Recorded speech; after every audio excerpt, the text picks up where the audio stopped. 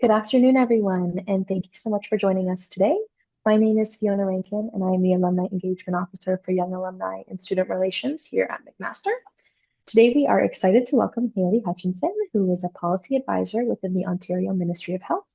Haley works within the Health Promotion and Prevention Policy and Programs branch, where she focuses on mental health promotion and public health strategy.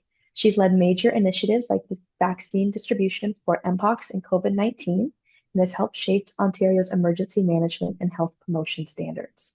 Haley is a proud McMaster graduate who holds both an undergraduate degree in social psychology and a master's degree in sociology with research in sports psychology and social determinants of health. Her work, her recent work explores how sports capital is passed down in the NHL and its impact on athletic success. She's super passionate about using research to inform smart and equitable policies. So please join me in welcoming Haley. Hi, everyone. Thank you so much for having me here today. Always really excited to have a chance to reflect not just on my university experience and the research and skill building I was able to do there, but also being only 5 years into my career does feel sometimes a little like I'm old, but also very young. It's kind of a weird time in life. So really appreciative of the opportunity to do that type of kind of inner thought, critical thinking and reflecting. So I'll start off with just like really quick and dirty intro on me and the current team I'm on before I get into the journey, I guess you could call it, that led me here today. So as Fiona said, I'm a senior policy and program advisor in health promotion. I won't repeat our really long branch name. So I work within the Office of the Chief Medical Officer of Health, which is a division within the Ontario Ministry of Health. And I also would like to apologize in advance. There are a million acronyms specifically in public health, but also in the public service. And some of our terminology is really niche. I'm trying to keep it layman's terms, but if at any point when I'm speaking it sounds like I'm saying nonsense, please let me know. I'm happy to clarify or rephrase. So the current team that I'm on is called Healthy Populations. It's kind of a fancier way of saying that we take a macro or population health level lens at health. And so we focus on school health, health equity, mental health promotion, and healthy growth and development. And I'll quickly just say mental health promotion is different than regular, like clinical-based mental health work. It is all about improving the capacity of individuals and communities and populations so that they have more agency or more control over their lives to better improve their mental health and well-being.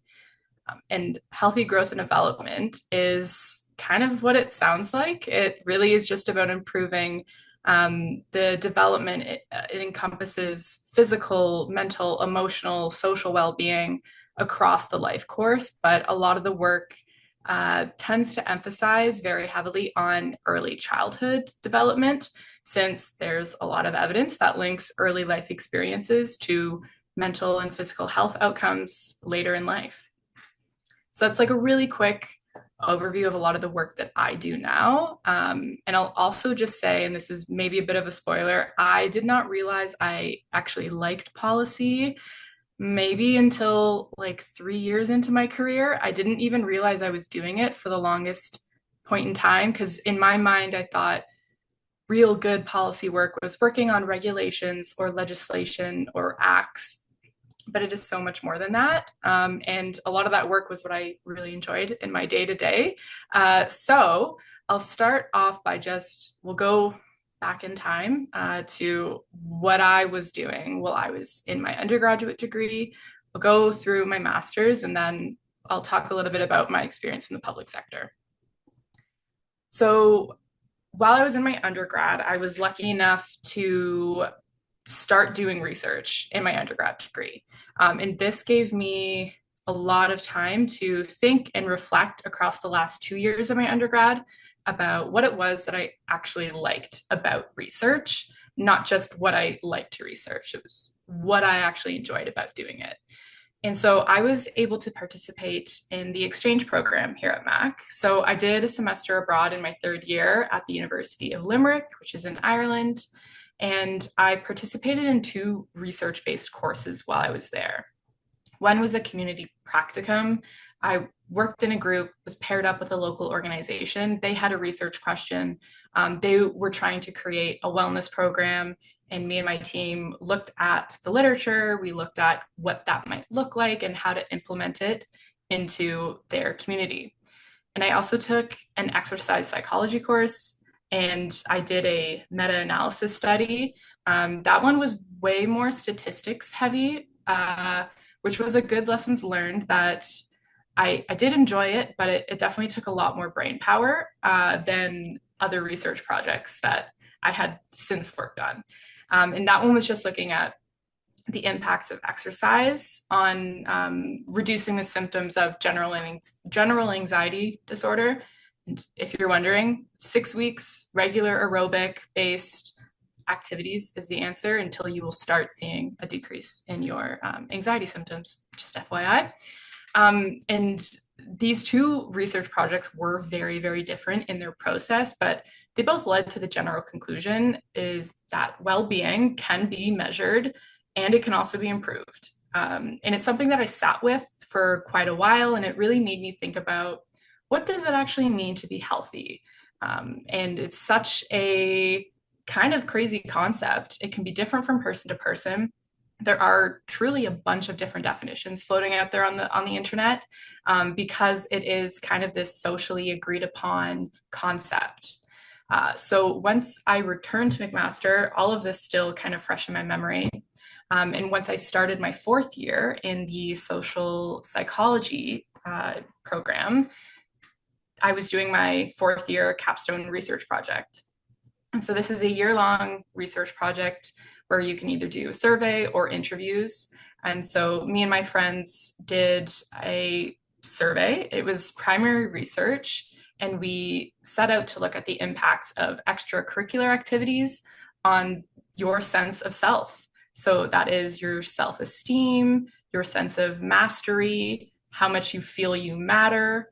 And this was the first opportunity that I had to do primary research. I was cleaning data, doing second rounds of analyses, analyzing my own quantitative data, and coming up with conclusions and recommendations. And again, if you're wondering, those who participate in athletic-based extracurricular activities do tend to have a higher sense of self than people who only participate in academic-based extracurriculars. However, there is a limit for the athletics-based. More than two, you're going to stretch yourself too thin, but we did not find a limit for academic or community-based extracurriculars.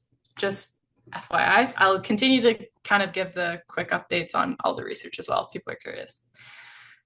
But it was during this fourth year research project that I really started to think about how accessible is it for people to participate in these activities. We know that they're good for you, and they make you happier. They improve your self-esteem. They make you feel like you are in charge of your life and that you matter to others. That makes you happier, and therefore it makes you healthier. So by this point in time, I had already decided I was going to grad school, was even tempted to go do a PhD, which I have not done yet. But I was very interested in the connection between sports research and wellness. And actually, funnily enough, what a turning point was for me was the summer before I started grad school. I was reading a book called Is Gwyneth Paltrow Wrong About Everything? By Timothy Caulfield. And it was a funny, great book on public research and the way that celebrity culture and health science kind of interact with each other. It's from 2015, so it is slightly dated, but it really looked at the different celebrity beauty routines and diets, and the author goes in and tries these routines and diets himself. He does that kind of critical analysis and looks at the science behind it, or sometimes lack thereof. So I do recommend that book. It was quite interesting, very funny. And funnily enough, Timothy Caulfield is decently big in health policy. So I didn't know it at the time, but I had quite an interest in health policy. Um, but when I started my master's, I was still very interested in access to sports. Like I said, we all know sports or just even being involved in an extracurricular is cool. It's good for your physical, emotional, and social development, especially as a child. And I started thinking, well, is it that easy to get all the benefits from sports, from doing these extracurricular activities? And so, through some much needed guidance from my supervisor, Dr. Lisa Kaida, if anyone has ever taken a class with her, I actually ended up taking a family socialization approach as we kind of melded through the research throughout the year, in part because I was actually TAing for the sociology and family class. And I realized there might actually be a pretty great connection between what I'm currently preaching to these second years about and what I'm trying to research. So that was a great little light bulb moment for me. And so I ended up looking at family relationships and how that may potentially interact with the success of players, specifically in the NHL. So I was looking at, if your brother, father, maybe even an uncle played in the NHL, does that mean that you score more goals, you play more games? And once again, if you're wondering, yes, there is a statistically significant difference between all of these groups. So players with brothers in the league were actually more likely to have more points across their career and play more games than the average NHL player. And actually, if your dad played in the league, you were statistically more likely to be worse than the average NHL player in terms of goals and points and games played. And I weighted by position because obviously a goalie is going to score less than someone who is a power forward. And from this, we've all heard the phrase doctors beget doctors, lawyers beget lawyers. And I think also certainly in the last few years, the discourse on Nepo babies has become very nuanced and very much ingrained in society. But I do think it's worth taking a pause to think about how those systems actually work. And I also realized I kind of want my research to do something. It was really fun doing research, but is it just going to sit on a USB stick or in OneDrive for the rest of my life? And so this is actually the type of thinking that really got me inspired to get into the Ontario Public Health Service.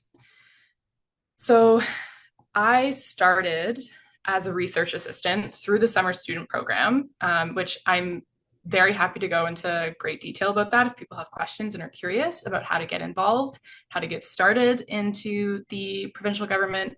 It is a little tricky. There is a hiring freeze, but very happy to go in depth. And I was actually, when I was doing my summer student job, I did that while I was finishing my master's degree. It was a very busy summer, but it was 2020, so I didn't have anything else to do. I was locked at home. So I did that with the Ministry of Labor, and I was with the small business unit. And so this job actually really forced me to polish up my survey analysis skills because I was analyzing survey results from over 11,000 small businesses all across Ontario to look at how they felt the health and safety rules were being communicated down to small businesses, whether they felt like there was an appropriate avenue for them to ask questions or to gather more information. But more importantly, this actually forced me to become proficient in my Microsoft Excel. I know people always joke about it, but I actually think I am. And it was not by choice, but I am glad that I have those skills because that's actually exactly what brought me to the Ministry of Health. So in late 2020, I was reached out to on behalf of the Health System Emergency Management Branch. My resume and my file was in a digital pile, essentially, because I had interviewed for a different position within the Ministry of Health, but just a very different area. I was not the successful candidate, but my information still stayed on in a file somewhere. And they needed someone. They were looking through skills, experience, resources, and they reached out to me, asked me if I was still looking for a job. I said, yes, I am. And I felt it was a really great opportunity, even though it was actually an administrative role, like a very back end role. That did not really scare me by any means. I really thought that it would be helpful to understand the back end and kind of how the sausage gets made, so to speak. And that's actually how I got into vaccine distribution, writing policy and vaccine guidelines. I actually did a lot of work on an international travelers program. I was the data lead on that. That program ended up going on to win awards. But what I was told, at least, was that it really was the skills that I had with Excel. They needed someone who knew how to use Excel to help create the vaccine tracker for the COVID-19 vaccines. This was just as Health Canada was approving the vaccines. This was before they were publicly available, but they needed a proper system in place to actually track all of those vaccines. And like I said, when I was there, I made sure to take every opportunity to try and dip my hands into all those little cookie jars. I felt very new to the public health world. I was fresh out of school. I was feeling incredibly insecure that my abilities or knowledge might not transfer over to a different program area. And I just wanted to try my hand at everything and kind of see what felt good, what felt natural, if I felt I was being challenged enough, just to try and figure things out. So I was able to try my hand well into working. Don't worry, they didn't have someone who didn't know what they were doing writing COVID policy, but I was able to do a lot of work on writing guidance documents for the public and also writing guidance for clinicians, doing some operational planning, some partnership building. And I will say, these are skills that are so crucial and so important because they do transfer regardless of what you're doing. I was working with doctors, I was working with actual public health physicians who knew all the technical and critical things about what we were writing. But the key thing with policy is it's about how you write it. Because you cannot write it in a way that it's not possible for even the smallest area to do it. When you're writing provincial policy, at least, like it has to work for every part of the province. If not, it's just not going to work. So there is a different skill you have to learn how to write, even when you're writing for the public and when you're writing for clinicians. You can use a lot of terminology when you're writing for doctors because they went to school. They should know all this information. But actually, when you're writing for the public, whether or not it's a guidance document on proper social spacing and social distancing, and sorry to trigger anyone with those words, writing for the public, you have to write at a sixth grade level because that's the easiest and most surefire way you can make sure that that information will be accessible to read. People will be able to digest it and understand it. And that's all that matters when you're writing for the public. So that is a super crucial skill that does take time to develop. But once you have that down, you're able to kind of move into whatever different world you are confident enough to move into. And like I said before, it was maybe 2 years into working on emergency management. And that's kind of when I realized I actually liked writing policy. It felt like a very happy marriage of putting research into action. Policy should be best practice. It needs to be evidence informed. So it really felt great to be able to do a literature review and critically think and look back and pick out the important details that you feel is appropriate enough to fit in to that piece of policy. And it also felt like the knowledge that I gained through doing the non-policy work through the stakeholder and partnership building and management, talking to local public health units, talking to First Nations communities while they were doing evacuations from spring flooding or forest fires, other public health organizations, seeing all the feedback that was coming in back when I was doing the more administrative work, being able to understand how the decision-making process actually works, who's making those decisions, what kinds of information do they like to see when you're creating a briefing PowerPoint presentation for them, or how you're writing it into a Word document. So it's all those little things that I was able to kind of pick apart from doing all those little odd tasks, that I was able to kind of put together into this, like, oh, okay, I actually really enjoy writing policy. I feel like one of the first larger projects I was able to work on was the Ontario Public Health Standards, which there are public health units and then there are boards of health. And the boards of health are essentially like the fancy people wearing suits that make the decisions. They're usually not that fancy. I'm being a little dramatic. It's usually like the mayor of a municipality, maybe a fire chief, some city councilors, usually someone who has some public health experience that make the program decisions for that public health unit. And so the Ontario Public Health Standards provides the minimum requirements that all of the boards of health must follow. And so I was able to write the emergency management guideline, which outlined a whole bunch of recommendations and requirements that the new public health world, as we were kind of coming out of a pandemic, the rules that they were going to follow. And doing that work required a lot of critical reflection, a lot of feedback, obviously some consultation with the field and the content matter experts. We were coming right out of a pandemic. This was 2023.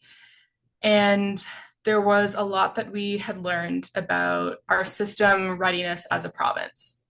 And there was a lot that we said, okay, hopefully we're not around for the next time, but if we are, we can do that better. We can do that better. That really worked. That system maybe could be improved. So this was the first opportunity to try our best to kind of set forward a new foot for the public health sector in terms of how they would be ready to manage health system emergencies. And those can be as small as a sewage leak into a drinking water facility. That is still public health. It doesn't have to be as extreme as a global pandemic. There are smaller outbreaks. That's absolutely infectious disease, public health sphere. And I think the first policy I felt I was able to write outside of the COVID-19 work on like vaccine prioritization, understanding equity deserving communities, equity denied communities, priority populations, all of my experience that I got through social psychology and sociology. Coming out of the pandemic, I was a little nervous to see what kind of work we were going to be doing because the only work I had known was pandemic related work. We were the pandemic response and recovery division.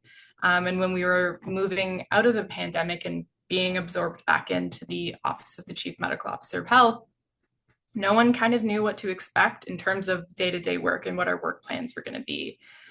So I was very relieved when one of the first files I got to work on was the MPOX outbreak. Previously was called monkeypox. It's a type of smallpox virus. And there were some concentrated outbreaks in the province, and it was the first time Canada, let alone Ontario, had ever seen these reported cases. So again, drawing on the lessons learned, the reflections that we did from the pandemic, we also knew this is not the place for the government to be maybe leading. We were able to partner with the Gay Men's Sexual Health Alliance. They did amazing, phenomenal work on outreach and communication, and how to actually properly engage a community. And what our role was, at least at the ministry, was doing the vaccine distribution and the antiviral distribution. So because of my experience on the COVID-19 vaccines, I just kind of naturally fell into doing that work. And that is certainly more operational, but it was more so a lot of forward thinking. The COVID-19 pandemic was a lot of just like reacting. If you had a chance to read that day, you were able to kind of think ahead and say, okay, how can we be proactive here? And so this was one of those scenarios where we were able to be way more proactive than at least I had been able to do in some of my public health work. So that was a really great experience to do forecasting, again, using my Microsoft Excel skills to create trackers and try and plan out with different cultural events and making sure that the guidance that was publicly facing was written in a way that was accessible and easily understood by the average person. And so that was a really exciting, phenomenal experience. And it also was really great to draw on the social determinants of health. I think that was kind of oh, great, I'm actually using stuff that I learned in university. I think because my research was so niche while I was in both my undergrad and my graduate degree, I'd kind of just accepted, I'm not going to use this. It's really fun and I enjoy doing it. We'll see where it takes me. But when I was able to talk about health equity and the social determinants of health and think a lot more about the systems that we have in place, that's kind of how I was able to pivot into health promotion, which is the area that I'm in now. I felt like that was an area where I could maybe use my sociology, social psychology degrees, maybe in a little bit more of an explicit manner. And I've been doing a lot of policy work. Our team's not super heavy on programs or operational planning. So this has been an area where I've really been able to like flex those policy muscles and think a little bit more about how we can help entire populations. Again, going back to that macro population level lens, is really does resonate with me as someone with a sociology degree. That was really great to kind of feel that level of comfort. And I'll say, generally with health policy, I feel like you can kind of categorize things in two different buckets. There's the upstream and then there's the downstream. And so we do a lot of the upstream. And kind of the famous example people love to give is, say you're walking down with your friends, like down the river. And then as you're walking, you see all of these people just floating down the river and they're going downstream and you're like, what the heck's happening? So the downstream interventions and the downstream policy would be, you're running downstream, you're throwing people ropes to pull them in, you're throwing them life vests, maybe you're trying to give them tips on how to avoid getting stuck behind a rock. That's very downstream. That would be very clinical, direct interventions, one-on-one interventions with people or community members. Then the upstream, you go up the stream and you go, well, what's causing people to, by the hundreds, float down this river, going through all these rapids?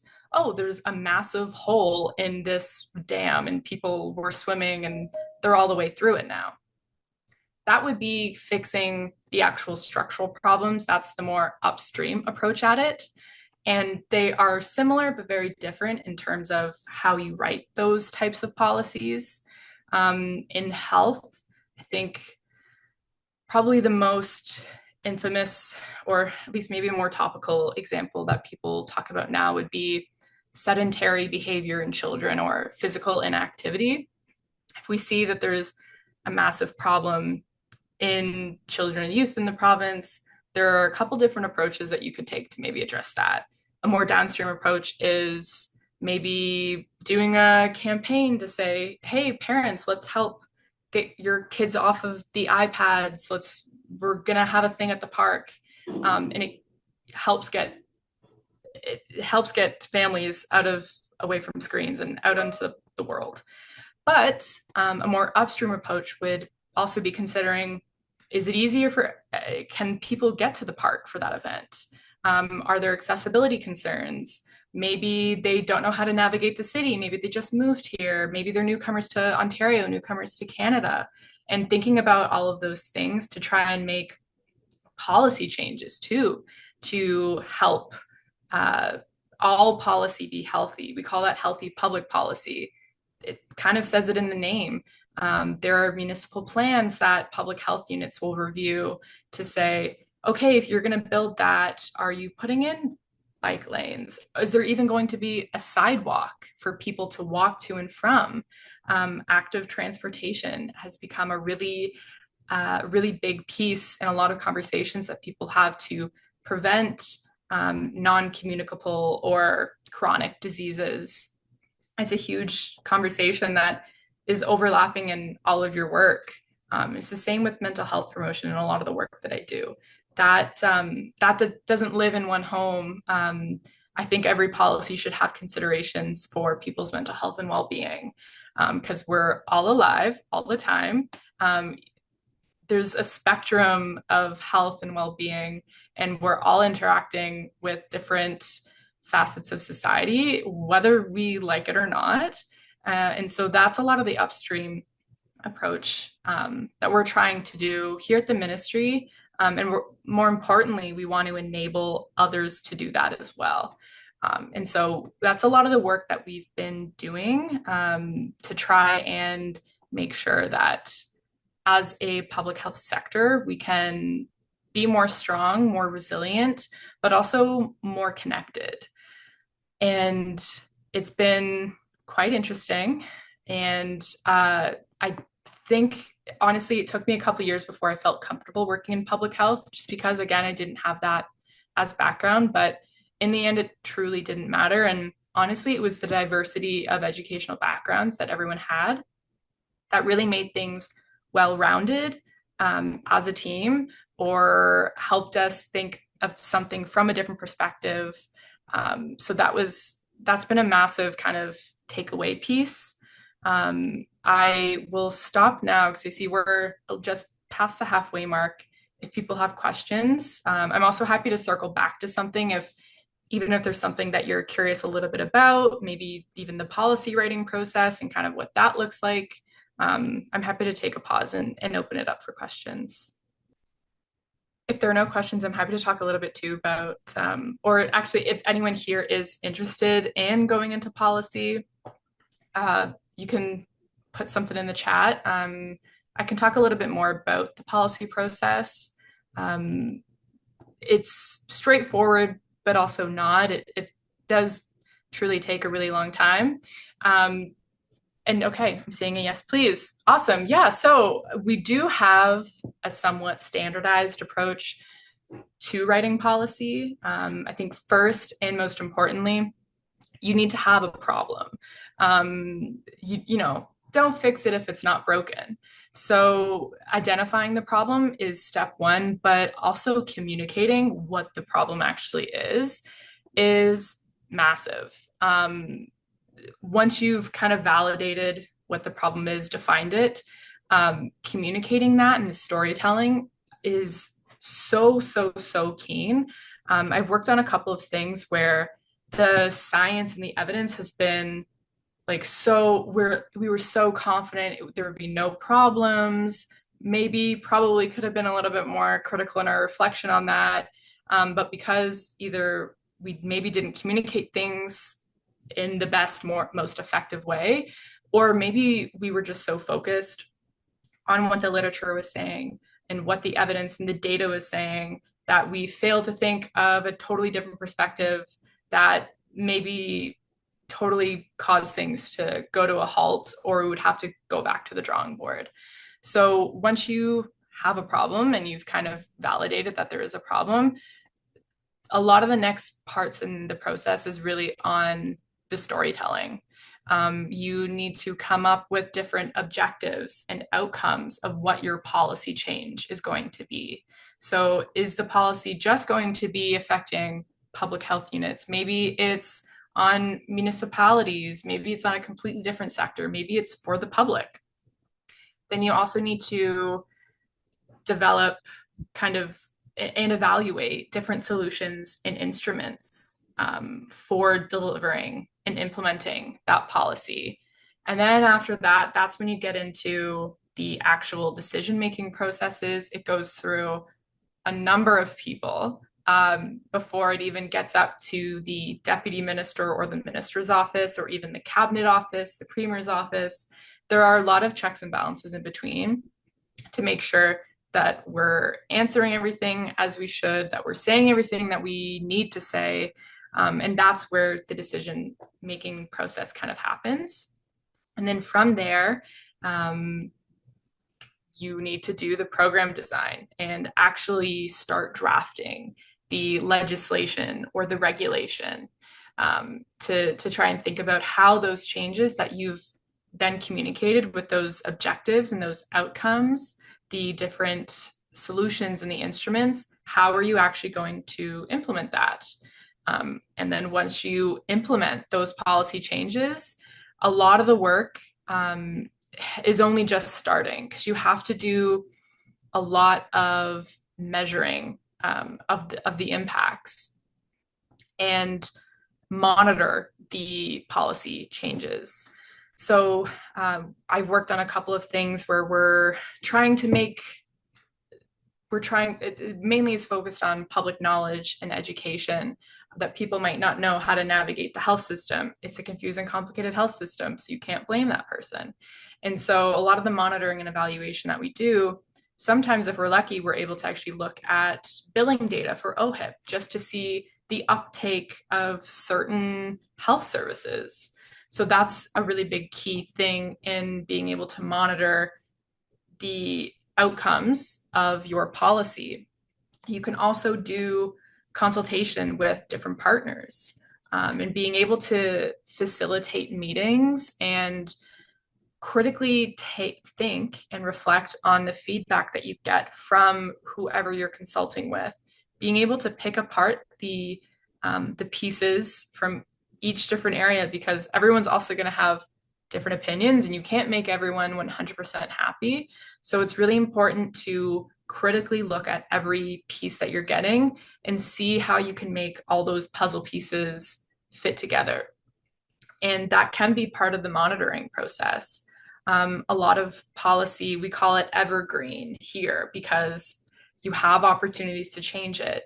If it's something like a legislation or regulation, it's a little bit more difficult. Regulations really only get updated every 10 years to make sure that they're supporting the province and the people in the province the best way, that they are evidence informed, and that they are a good piece of policy.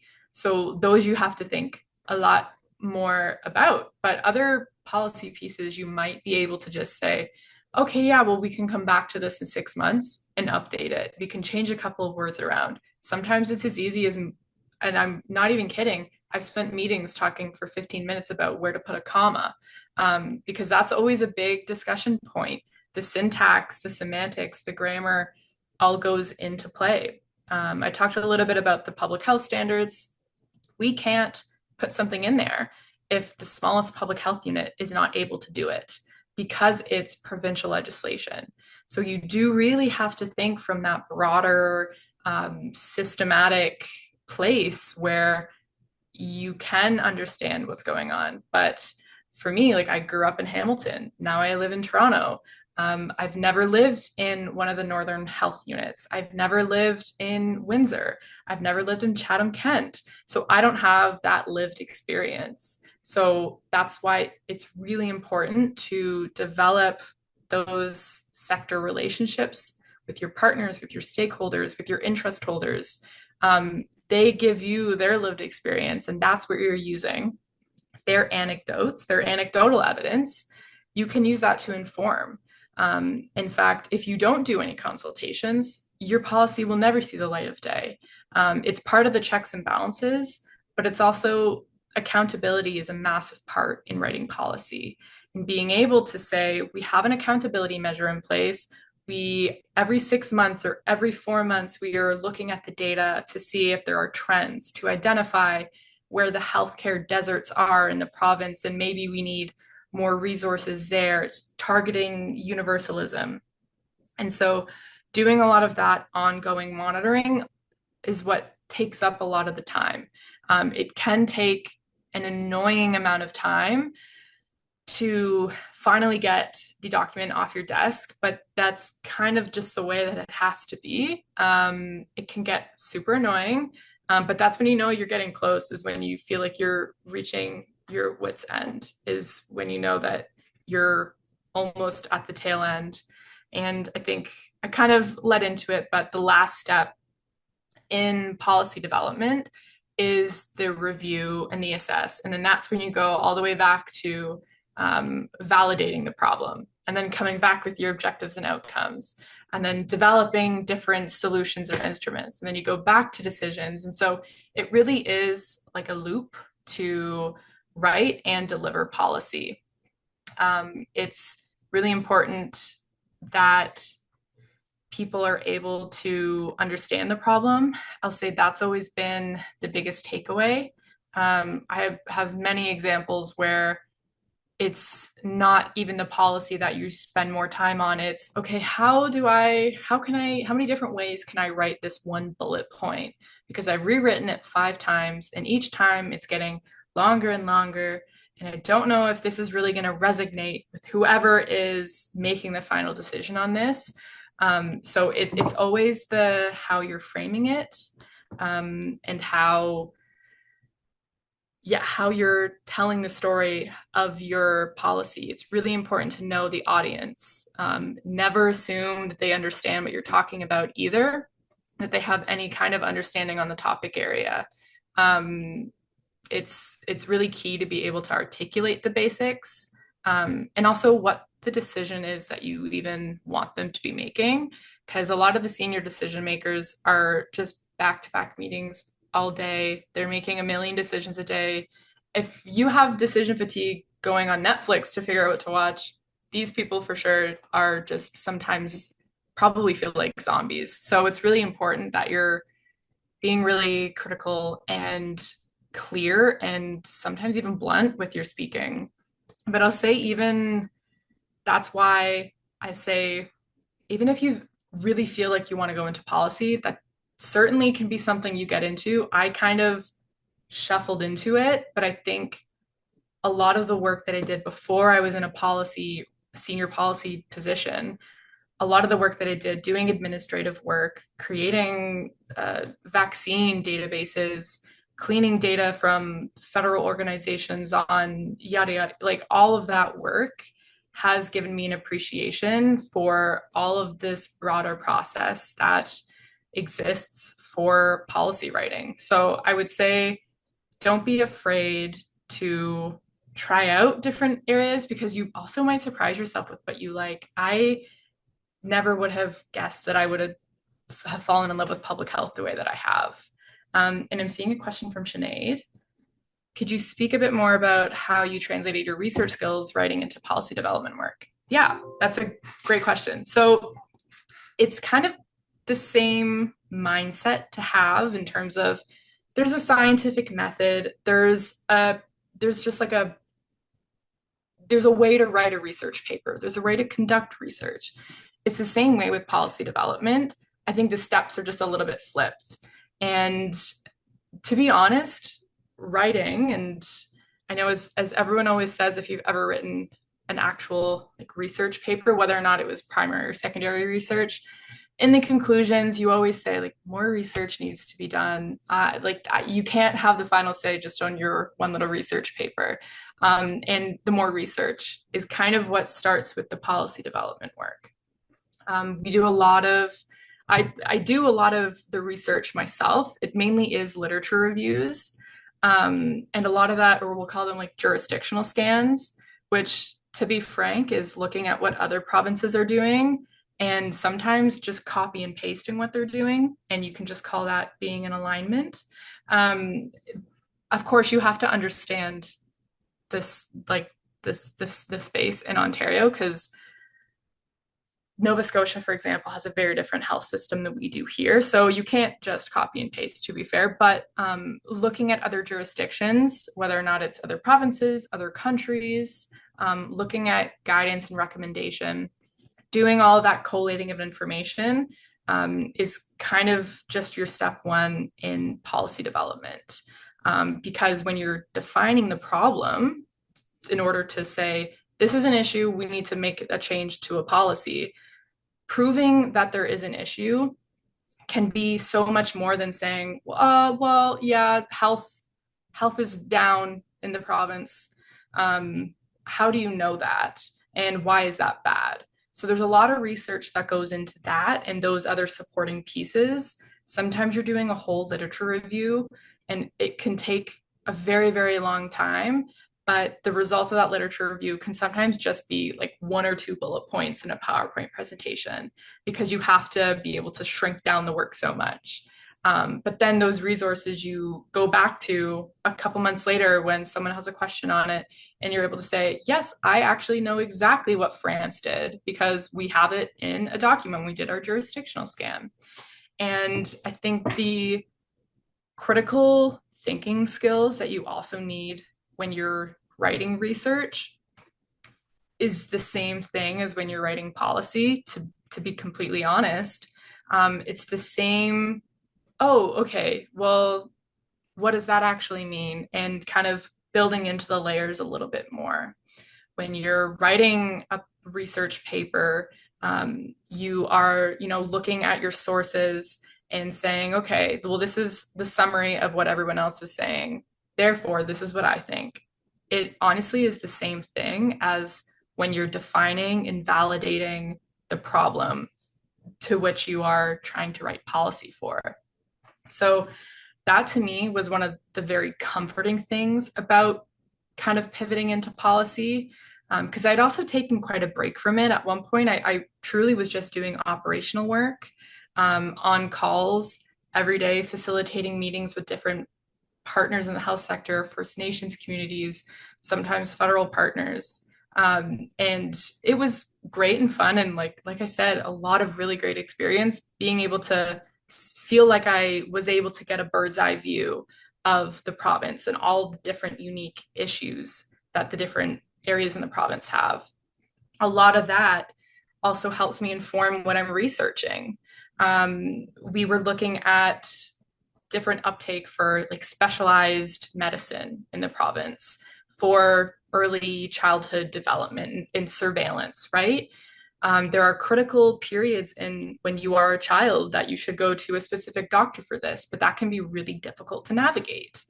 And because I've done work in emergency management and I know up north, hospitals do not operate the way they operate down here. And sometimes emergency departments just kind of say, we have to close next weekend. We don't have a doctor. We just don't have enough doctors. And being a part of those meetings and having that knowledge, for example, helps me inform, okay, well, when we're looking at uptakes of different health services, we need to also put in additional considerations for the North because they likely won't be able to go to a primary care provider. They'll be going to a community health clinic. A lot of those clinics might not have OHIP billing the same way that your family doctor might have. So we need to have additional considerations if we want to look at that equity deserving population because they're going to be underrepresented. Having that kind of background and having that experience is so critical. And again, like being able to think, okay, how can I connect these two pieces? If you're looking at like 5 peer-reviewed journal articles, they're all saying the same but slightly different things, and you're trying to connect it back to your hypothesis or your research question or your statement. There are different ways that you can kind of connect all of those pieces. And having your mind work that way, I kind of feels like a spider web sometimes. But a lot of that critical thinking is really key when you're developing the foundation for policy writing and developing even a program that would be informed by policy too sometimes. And I guess that was a really long-winded way of saying critical thinking, but also being able to construct a sentence is very important. It goes back to that communication. Not sure if anyone has had a class with Neil McLaughlin in sociology. He very much loves hammering in, like, if you are not writing for the public eye, what are you doing? It's the same kind of thing. You need to be able to write to the public, but to do that, you have to have a critical understanding of the content. And I'm seeing a question from Mo. Do the decision makers read all or some of the back end as well? How much of it do they look into? So typically, no. It's up to you how much information you want to give them. And sometimes it is trial and error in terms of what that person's style is like. But typically, it does get hyper summarized to just a couple of bullet points, which again goes back to you need to be able to really critically think about what it is that's actually important. And also thinking, if I say this, are they going to have a follow-up question? Because this could be opening up a can of worms. And do I want to open up that can of worms? Is it really that important? And if yes, okay, let's throw in an appropriate way the different ways that I can answer those potential questions. So again, kind of anticipating questions coming back is something that I am still learning. Different decision makers have different ways that they even like to receive information. Some people are very data heavy. They want to see numbers. They want the flash to really just, they don't want to have to read paragraphs and paragraphs of a literature review, which I can't blame them. I sometimes don't even want to read what I write because it's so long and I've been staring at it for weeks on end. And that's why I also say, like, never assume the background experience of whoever is making the decision. Sometimes it doesn't need to be super high up. Sometimes it can be your director. If it's like the deputy minister or the minister, you really want to give them a lot of the context right up front because their files are so large and so broad that there's no way that you could even assume that they would have a good grasp or understanding of the really niche policy that you're and the problem that you're trying to address. So I would say never assume someone's educational background or even their lived experience. And sometimes it's better to just throw things at the wall, see what sticks, and trust that your manager and your team will help you kind of edit those things down. Because also it's such a iterative process that it's very likely you will have to rebrief and redo things. So sometimes you get like a second chance at giving someone information. Yeah, if there are any other questions, feel free to connect with me on LinkedIn. My name is right here. That's what it is on LinkedIn. I'm super happy to connect, provide more advice. I would say, to summarize, like, don't be afraid to get out of your own box. Sometimes it can feel very niche when you're doing your own work. And that's not a bad thing, but I mean, we're all very young. Everyone's always young all the time at heart. So I think just don't be afraid to step out. I think they say people on average have like 7 different jobs before they settle in. So try and reach your quota of 7, see what you like, what you don't like. And I promise you'll learn so much about yourself and what you like. And it will be a very exciting time, or hopefully it will, but it probably will. Yeah, awesome. And thank you guys for coming. This is really awesome, really cool.